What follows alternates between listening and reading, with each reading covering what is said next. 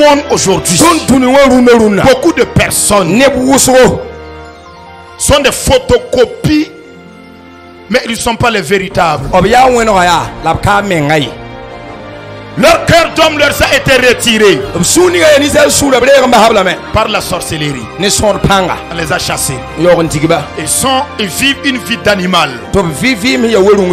Écoutez bien mes frères et sœurs. S'il y a un roi des rois sur la terre, c'est qu'il y a un roi des rois dans les cieux. Et le roi des rois dans les cieux là, avait planifié de montrer à Nebuchadnezzar que quand deux verbes se suivent, le second se met à l'infinitif.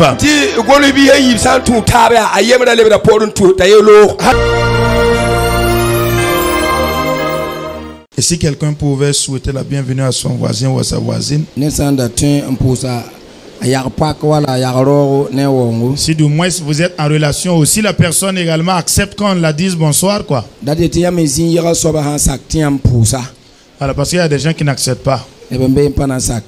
Amen. Que Dieu nous fasse du bien ce soir. Il y a quelqu'un, un monsieur qui avait dit qu'on ne rit pas à l'église. Mais pourtant, lui, il avait un problème à la maison. Il a amené son problème là de la maison. Donc lui, il trouve mal que les gens soient en train de rire. Et quand son voisin lui invite en fait, à se relaxer, il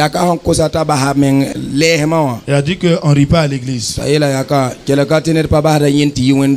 Alléluia. Mais ce soir, je vous en prie, s'il faut rire quand même. Amen. Que le Seigneur vous donne un sujet de joie.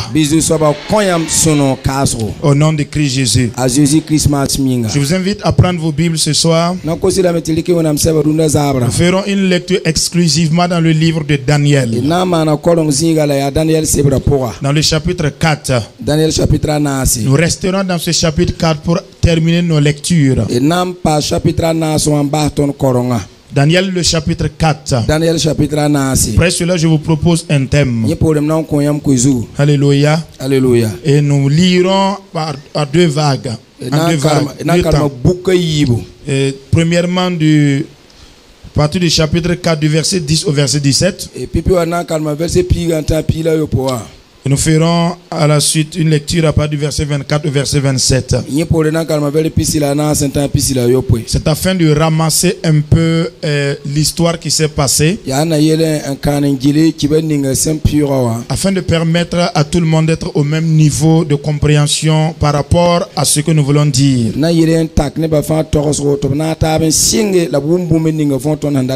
Parce que lorsque le peuple de Dieu arrive à saisir la parole de Dieu, la grande partie des choses se fait à partir de la parole de Dieu. La Bible dit qu'il ne fait rien sans sa parole. Et rien de tout ce que nous voyons également n'a été fait sans cette parole de Dieu. Et de plus, le livre de Jérémie nous dit que Dieu lui-même est assis dans sa parole. L'autre traduction dit que Dieu veille sur sa parole pour pouvoir accomplir la parole. Bien-aimés frères et sœurs, c'est tellement intéressant de saisir le sens de la parole de Dieu. Nous sommes dans Daniel le chapitre 4. Est-ce que vous êtes avec nous? Nous lirons du verset 10 jusqu'au verset 17. Alléluia. Daniel chapitre 4. Nous lisons. Voici les visions de mon esprit. Pendant que j'étais sur ma couche, je regardais et voici, il y avait au milieu de la terre un arbre d'une grande hauteur. Cet arbre était devenu grand et fort. Sa cime s'élevait jusqu'aux cieux et on le voyait des extrémités de toute la terre. Son feuillage était beau et ses fruits abondants. Il portait de la nourriture pour tous. Les bêtes s'abritaient sous son ombre. Les oiseaux du ciel faisaient leur demeure parmi ses branches. Et tout être humain tirait de lui sa nourriture. Dans les visions de mon esprit que j'avais sur ma couche, je regardais et voici, un de ceux qui veillent et qui sont saints descendit des cieux. Il cria avec force et parla ainsi: abattez l'arbre, coupez ses branches, secouez le feuillage et dispersez les fruits, que les bêtes fuient de dessous et les oiseaux du ciel de ses branches.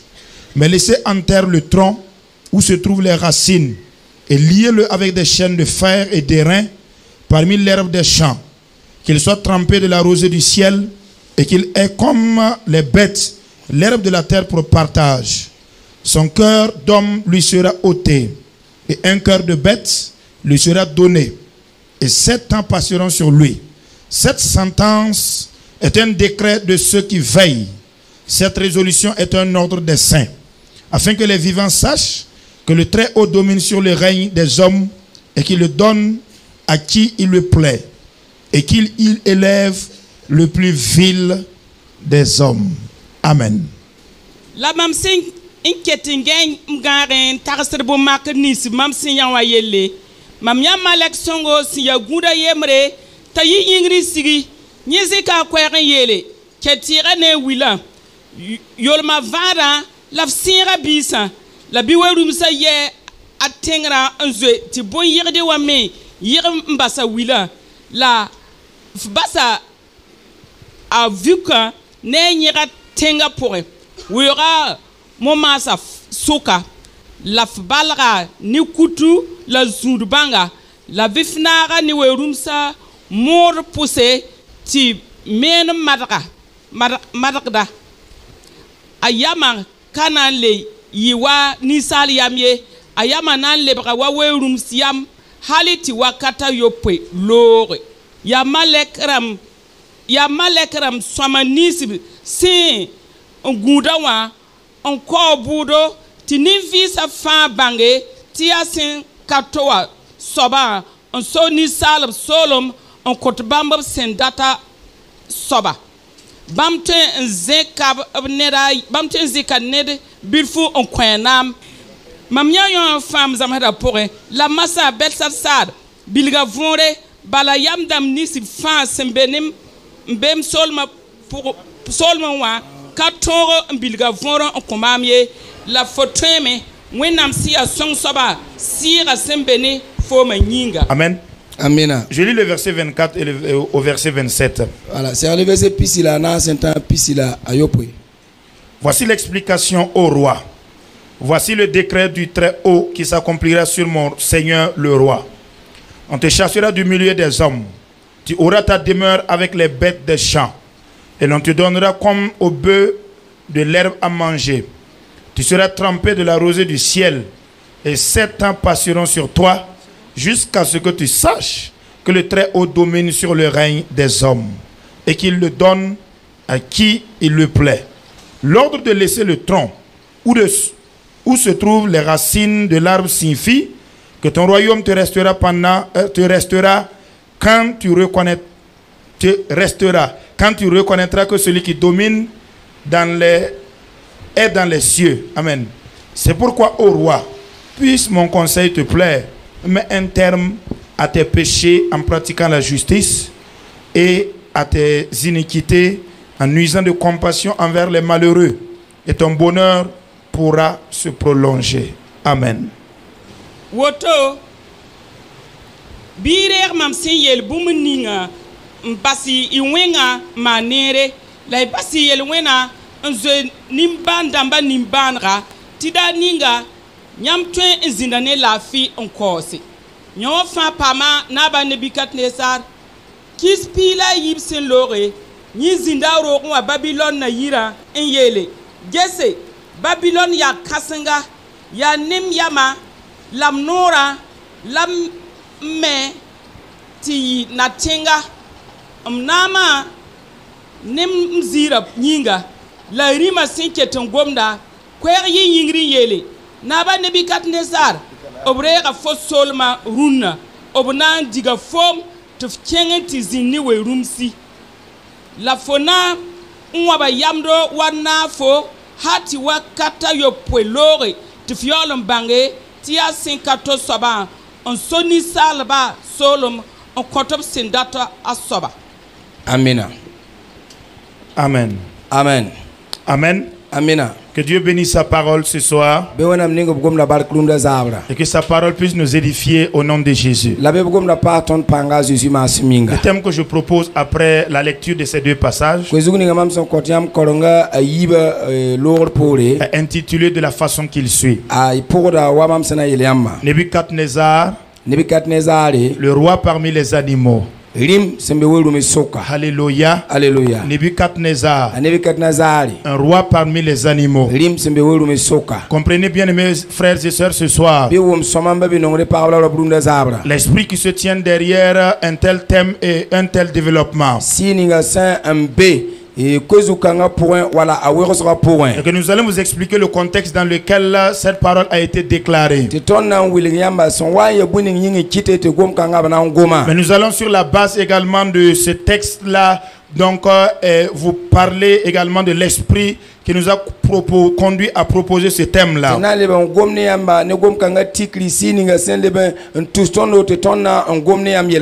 Je vous dis également quelle est la vision du Seigneur à travers un tel message. Bien aimés frères et sœurs, ce que ce message cherche à atteindre d'ici la fin donc de sa livraison, de sa délivrance. Et la vision du Seigneur attachée effectivement à ce passage, c'est que d'ici la fin de cette rencontre-là, que des hommes qui étaient et des femmes qui étaient reines ou rois,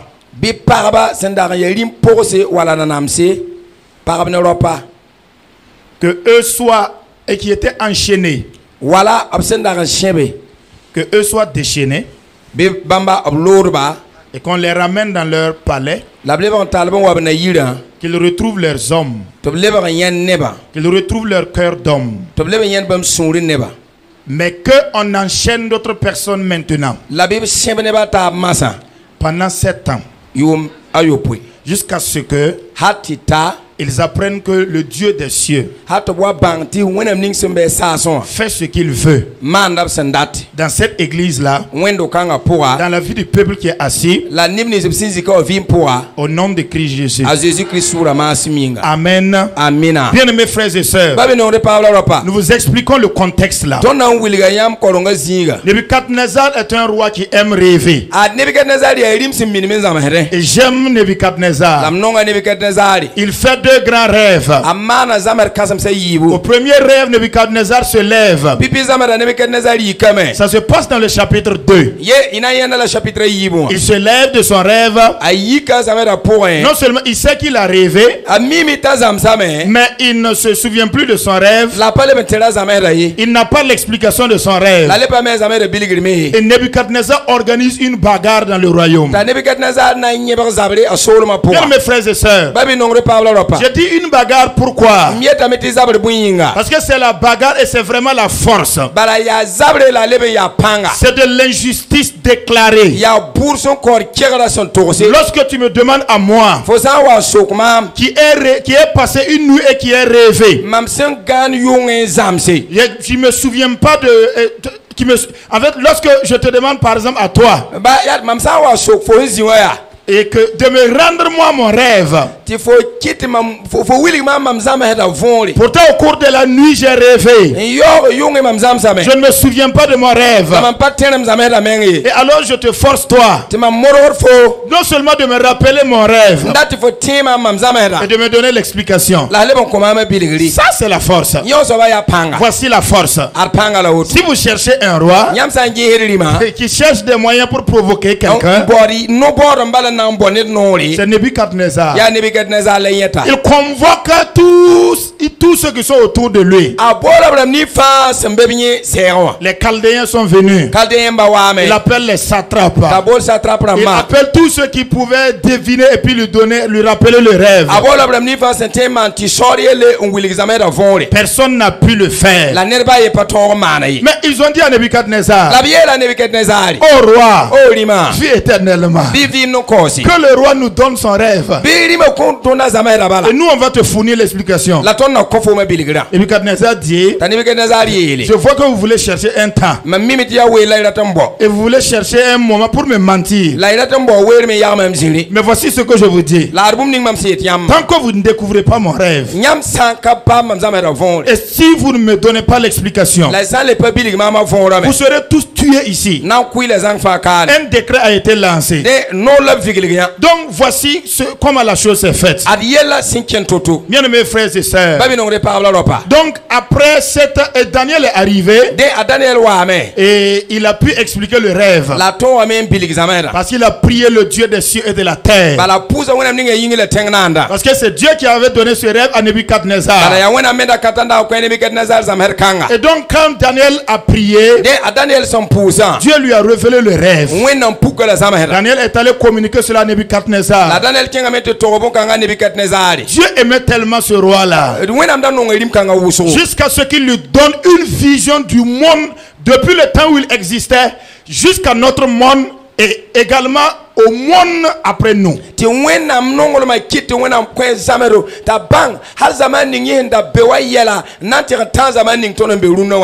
communique une information, un message qui va traverser plus de 2000 ans.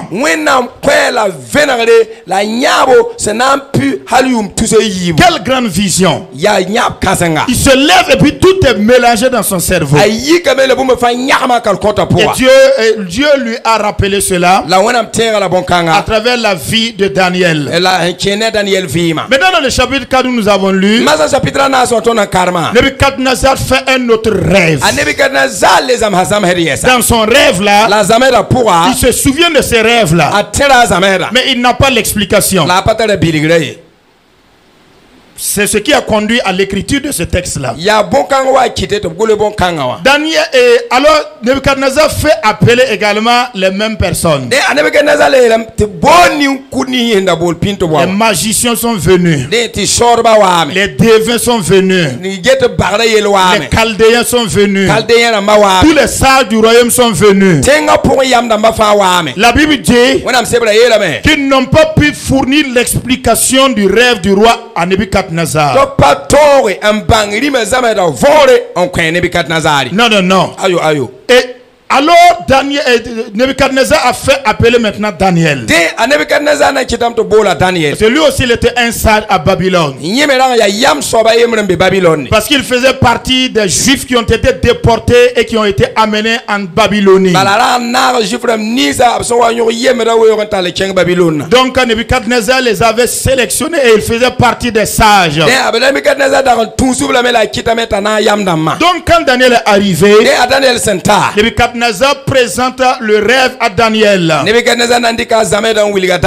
il dit d'abord à Daniel, avant que tu ne puisses me donner l'explication, sache que j'ai fait venir d'autres personnes avant toi. Mais ils n'ont pas pu me fournir l'explication du rêve. Parce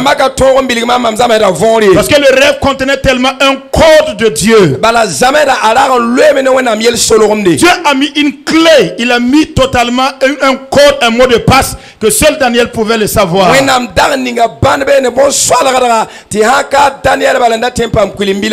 Je prie ce soir pendant que je suis en train de le dire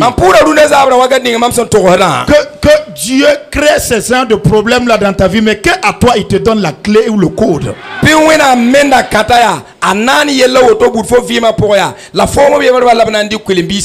Au niveau de ton service, partout où tu habites, que Dieu te donne les mots de passe des différentes situations les plus compliquées.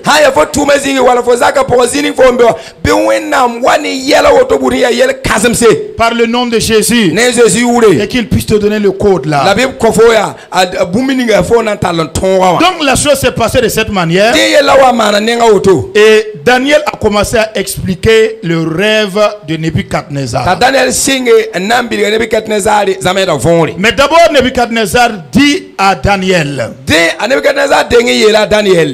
Daniel, homme supérieur en termes d'intelligence et de sagesse, j'ai fait un rêve. Et dans mon rêve là, j'ai vu un arbre qui était planté au milieu de la terre, au centre de toute toute la terre.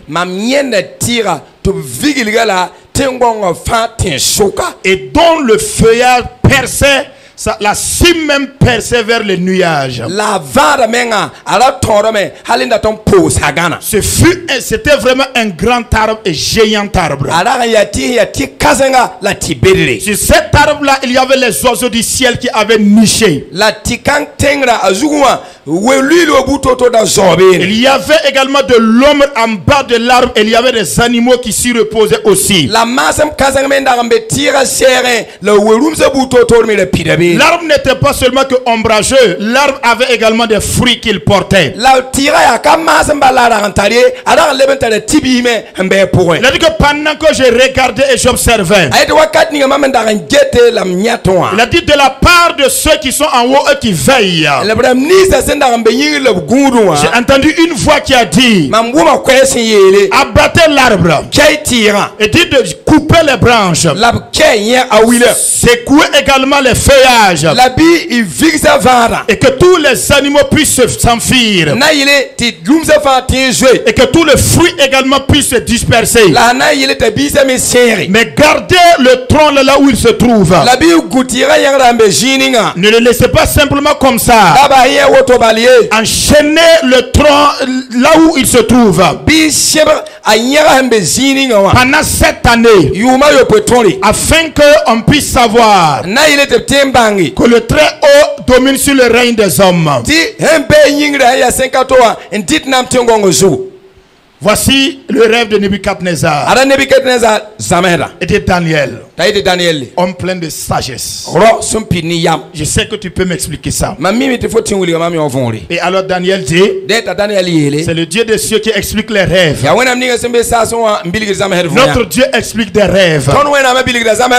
Bien-aimés frères et sœurs, Daniel a commencé, Daniel était même troublé. Mais il a commencé à l'expliquer. Il a dit, oh roi, et dit ce rêve là est également un message de la part de Dieu pour toi. Il dit, voici l'explication du rêve.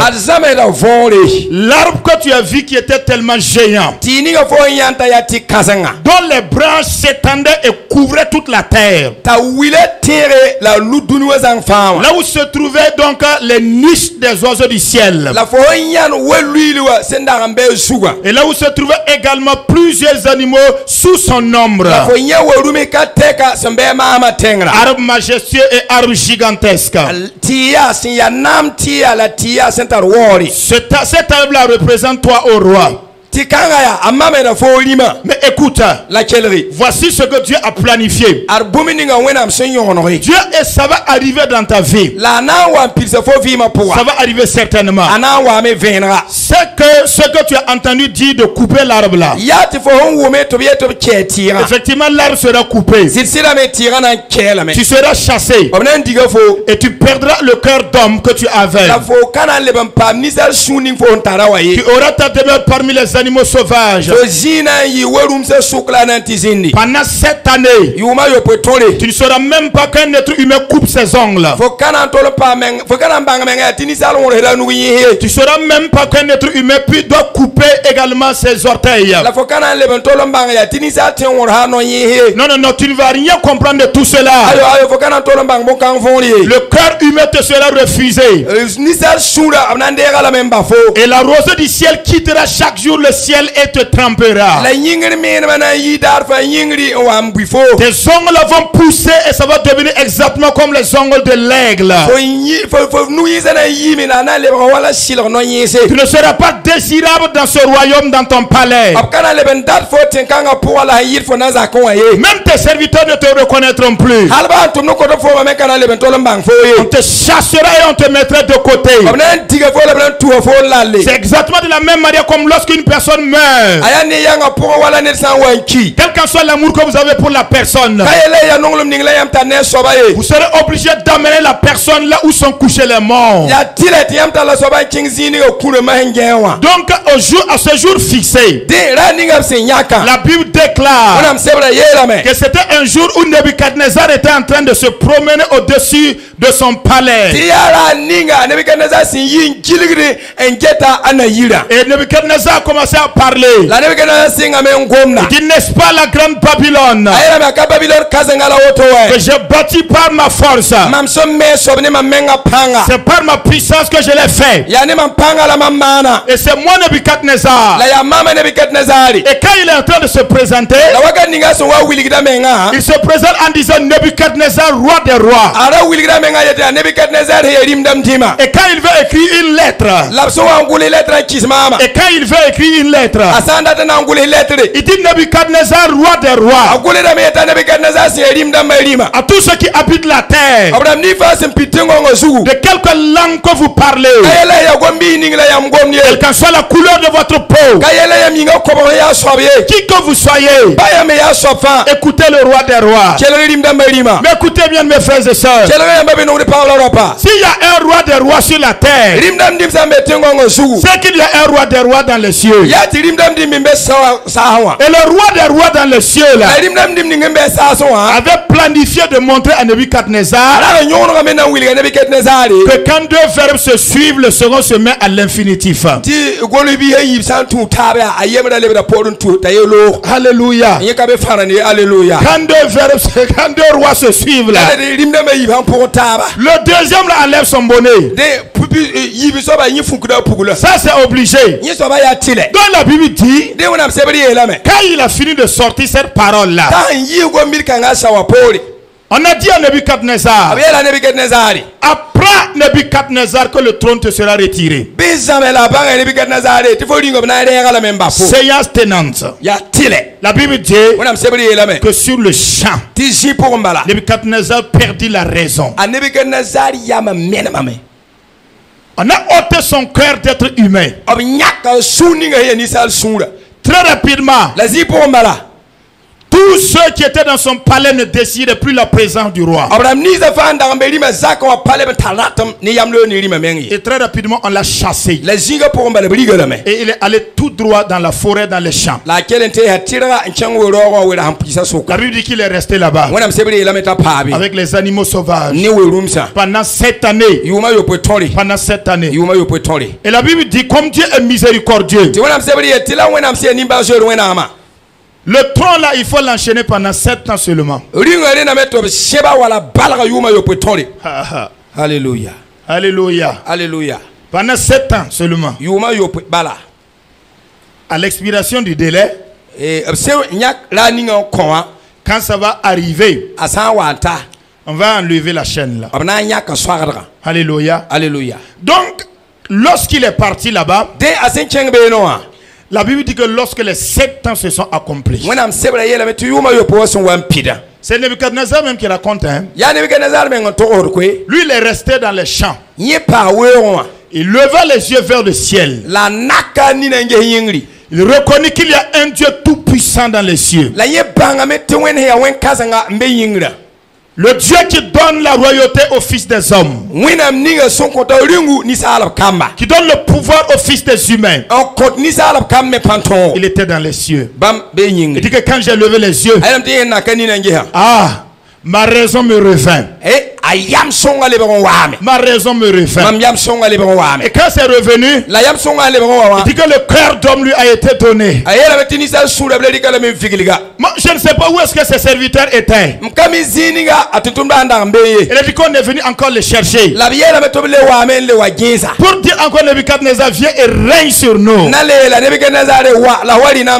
Écoutez-moi bien. C'est Dieu qui a tout fait. Ce n'est pas Satan qui a enchaîné. Non, non, non. Mais ce soir-là, non, non, non. Nous, on va demander au Seigneur d'enchaîner certaines personnes. Mais écoutez pourquoi. Nous avons, dans le texte que nous avons lu là, Dieu avait voulu montrer à Nebuchadnezzar que un homme ne devait pas être aussi orgueilleux que lui il l'est. Et donc à cause de cela, Dieu a traité Nebuchadnezzar de cette manière-là. Très rapidement, tout s'est exécuté. Mais écoutez bien mes frères et sœurs, il y a une manière pour l'ennemi d'utiliser ou encore la manière d'agir pour Dieu et de le faire dans le sens contraire. C'est-à-dire que vous voyez, c'est exactement comme la Bible qu'on a lu à l'envers. C'est comme quelqu'un qui le disait. Un sorcier qui a été frappé dans une église. On lui pose la question de savoir comment ils agissent. Il dit que nous aussi on a une Bible. Mais nous lisons la Bible à l'envers. Nous on ne lit pas notre Bible comme vous la lisez. C'est la même parole de Dieu. C'est la même parole de Dieu. Mais eux retournent la Bible pour la lire. C'est comme ça que l'ennemi agit. Quand Dieu fait quelque chose, lui il applique ça d'une autre manière. De la manière à sanctionner les hommes. Voilà pourquoi, bien aimés frères et sœurs, j'ai noté une seule vérité en relation avec le texte que nous avons lu. C'est que ce soir-là, et dans toutes les églises annexes d'où nous venons, et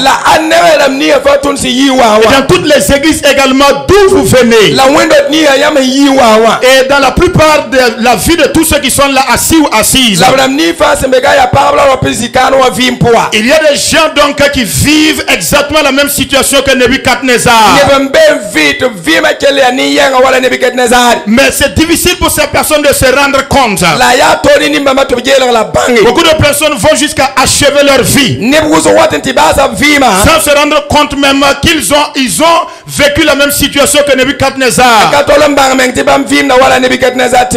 Bien aimés frères et sœurs, ce soir, écoutez ce qui se passe et le sujet que nous allons toucher. C'est que dans l'église de Christ, conformément à notre texte de base, 1 Corinthiens le chapitre 16, à partir du verset 9, qui est le thème de 2 semaines de prière. L'apôtre Paul déclare dans ce passage, à partir du verset 8, il déclare: je resterai néanmoins donc à Éphèse pour faire la Pentecôte, parce qu'une grande porte m'est ouverte avec un accès efficace, afin que je puisse faire une œuvre utile. Mais les adversaires sont nombreux. Bien aimés frères et sœurs, nous avons décortiqué et dépiécé ce thème-là sur tout le long de 14 jours. Et nous avons fait comprendre que par la grâce de Dieu, Dieu a ouvert des portes devant chaque personne. Toute personne qui naît dans le royaume de Dieu, il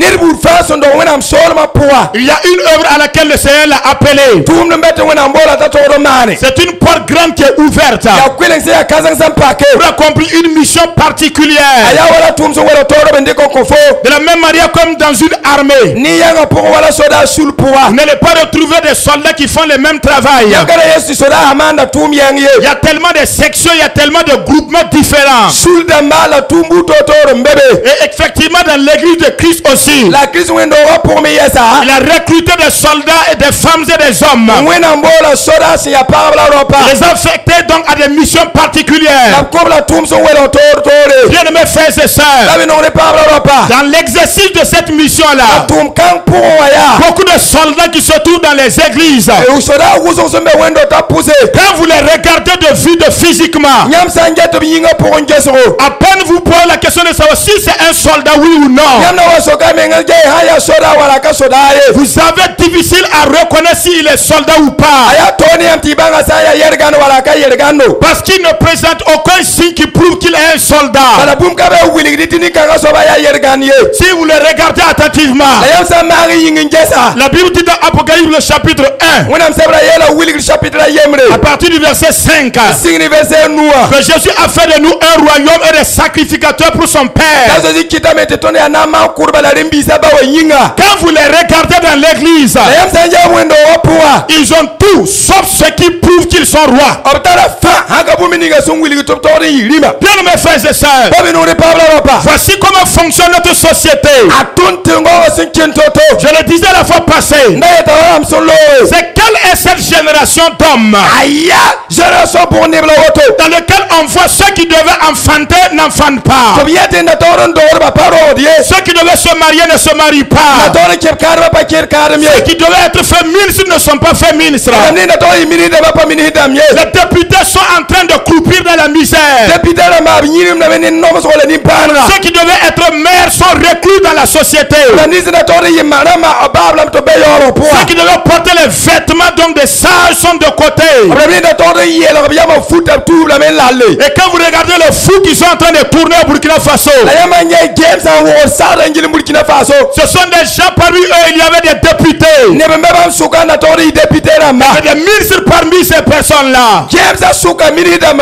Des directeurs de service, des chefs de service, des gens tellement utiles, des pasteurs de renommée internationale. Mais on les a privés de leur mémoire. Quelqu'un d'autre est en train de vivre avec leur vie. Mais eux, ils sont en train de vivre maintenant la vie d'une autre personne. C'est ce qui est arrivé à Nebuchadnezzar. Et c'est ce que également l'ennemi nous impose généralement. Nous sommes placés devant des portes d'opportunité. Et on te dit, il n'y a pas question ici de pouvoir réaliser ce que tu veux réaliser. À cause de cela, beaucoup de personnes assises ici ce soir, les sorciers ont exploité ce passage-là. Le monde satanique a utilisé cette façon de faire. Et qu'est-ce qu'ils sont en train de faire dans les églises? Ils sont en train effectivement de retirer la bonne nature ou encore le cœur d'homme de beaucoup de personnes.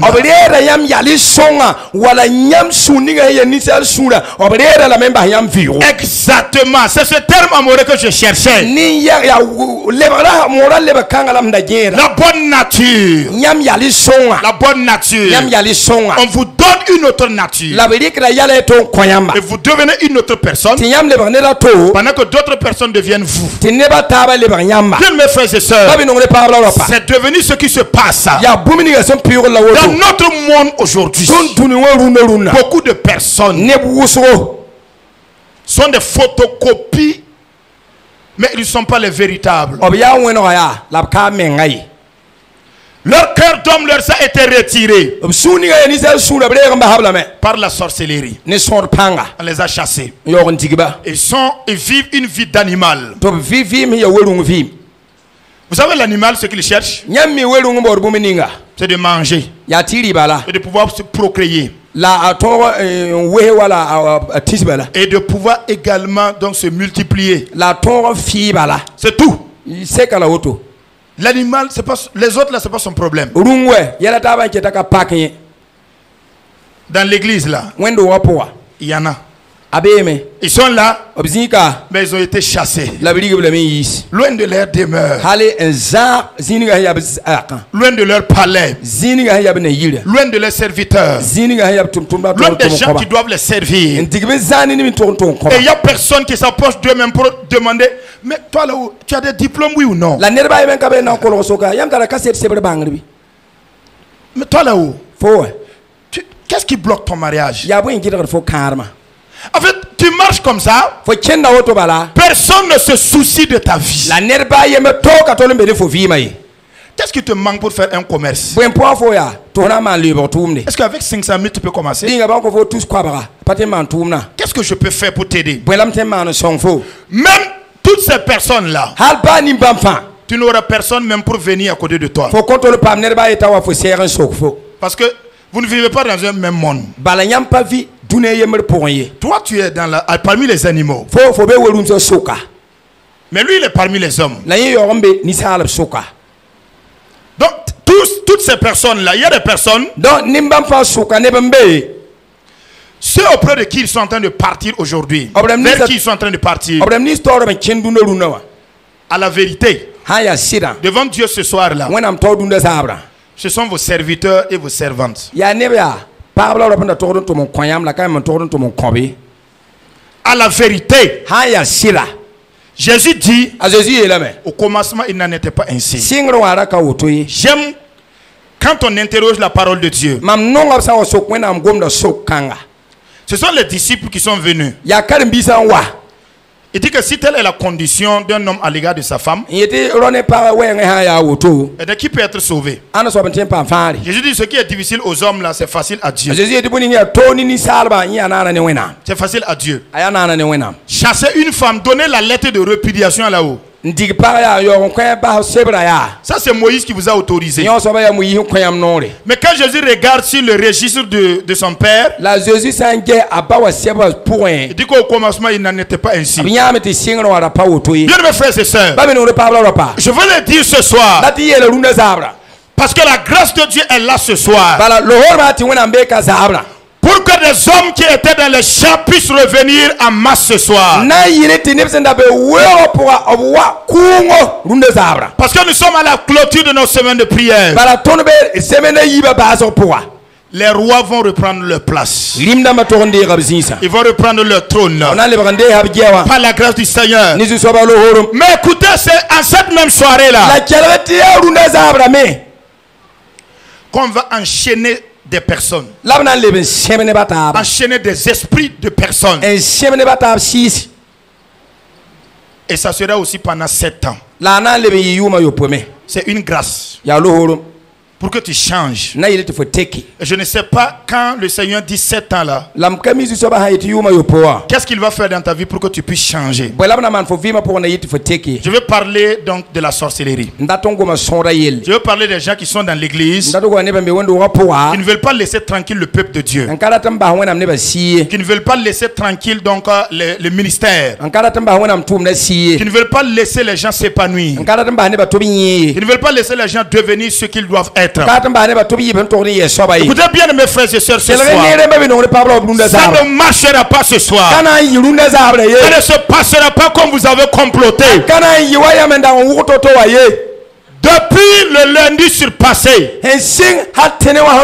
nous sommes là en train de prier. Depuis les années passées, vous avez amené des personnes et vous les avez enchaînés dans des forêts, dans des champs, sous des arbres, dans des cimetières.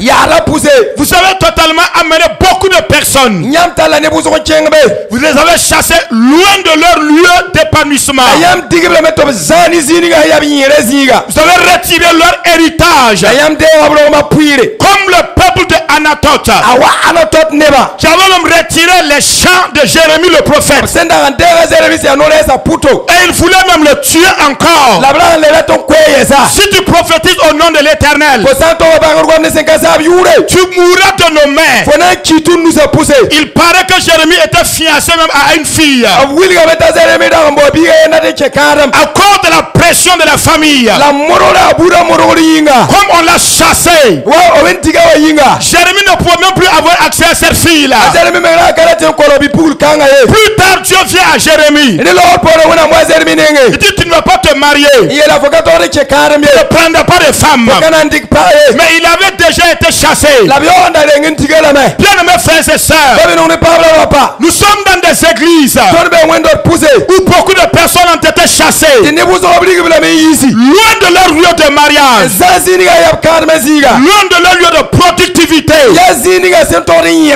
Et nous sommes en train de prier le Seigneur. De jour comme de nuit, nous crions, demandons la grâce du Seigneur. Pendant ce même temps-là, il y a des gens qui sont assis sur nos vies. Il y a des gens qui sont assis sur notre développement. Des gens qui n'ont pas pitié, qui ne connaissent même pas ce qu'on appelle la miséricorde. Par la grâce du Seigneur ce soir, toutes ces personnes qui sont concernées, quel qu'en soit le sujet, là où tu dois être roi, et si tu l'as été amené par des esprits méchants. Par le pouvoir de la sorcellerie. Dans ton église. Dans ton quartier. Partout où tu es. Et on t'a tellement... Écoutez bien mes frères et sœurs. Vous connaissez, je nomme les barrières de la gendarmerie et tout. C'est-à-dire, on met la barrière tellement loin pour que tu n'aies même pas envie de traverser pour arriver. On met le stop là tellement loin pour que tu n'aies même pas envie de t'approcher. Il y a beaucoup de personnes. Écoutez, avant de pouvoir faire l'œuvre pour laquelle vous devez travailler, il faut que vous vous rapprochiez. Il faut que vous occupiez votre poste. Sinon ce n'est pas possible. Mais ce soir, par la grâce du message que tu entends, qui que tu sois, écoute bien, qui que tu sois, si tu ouvres ton cœur à ce message, qui que tu sois, je le déclare encore, qui que tu sois, quel qu'en soit le nombre d'années que toi tu as été mis de côté, et tu sens même que tu vis une vie animale, vivre une vie tellement dans l'impureté sexuelle, à quoi de cela tu ne peux pas t'approcher du palais?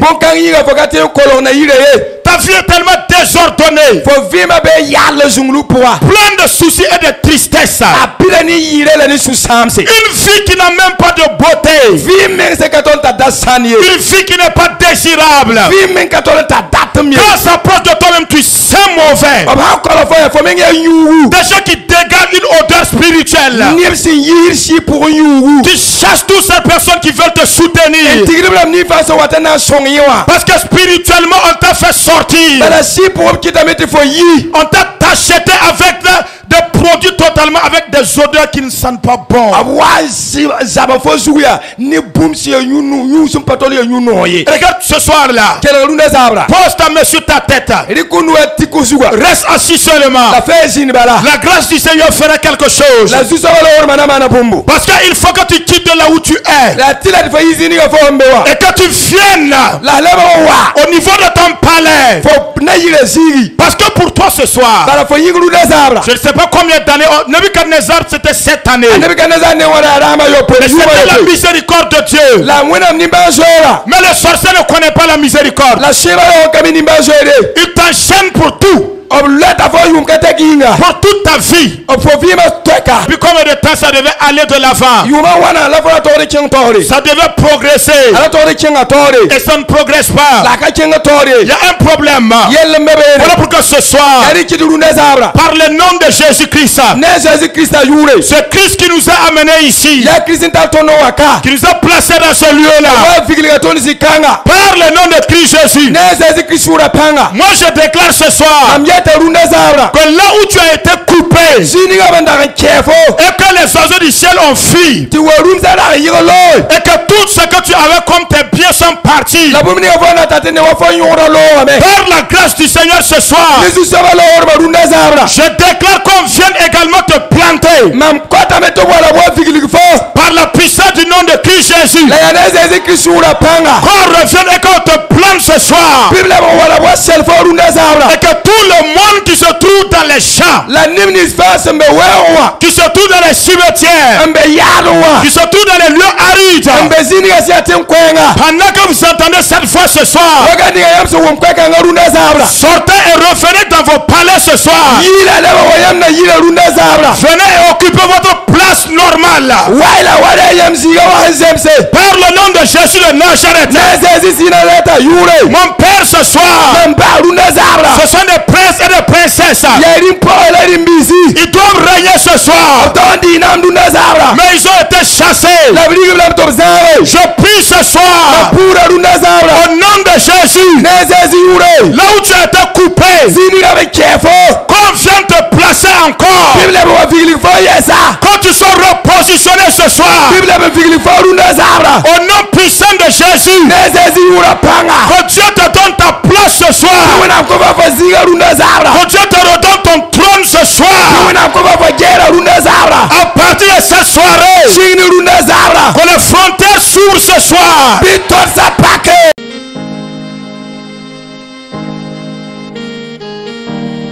En toi, Seigneur, je veux toujours m'habiter. Chaque instant de chaque jour qui passe, en toi seul je veux me confier. Tu es mon Seigneur, tu es mon Sauveur, tu es mon Rédempteur. Alléluia. Merci Seigneur.